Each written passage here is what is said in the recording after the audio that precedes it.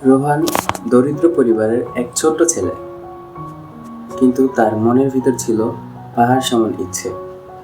শুধু নিজের জন্য নয়, তার মায়ের মুখের হাসি ফোটানোর জন্য। সে সকালবেলা হকারের কাজ করে, দুপুরে হেঁটে হেঁটে স্কুলে যায়।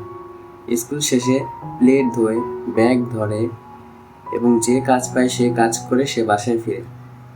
তবুও মাকে কখনো কাঁদতে দেয় না, বরং রাতে মায়ের পায়ে মলম মেখে দেয় চুপি চুপি। একদিন রাতে কাগজ কুড়াতে গিয়ে সে পায় একটা অদ্ভুত কালো বাক্স। বাক্সটার ওপর একটা সোনালি আলো ঝলমল করতেছিল। সে বাসায় এনে সেটা লুকিয়ে রাখে। আমরা দেখতে পাই পরদিন সকালে রোহান বাক্সটা খুলে দেখে, ভেতরে সোনার কয়েন। আর পরদিন নতুন জামা, তার পরদিন খাবার, ফ্রিজ, টাকা। এবার সে বেজায় খুশি। সে মাকে নতুন জামা দেয়, বাসা বড় করে, রান্নাঘরে ফ্রিজ আনে। মা চোখে পানি নিয়ে বলে, তুই বুঝি বড় হয়ে গেছিস রে।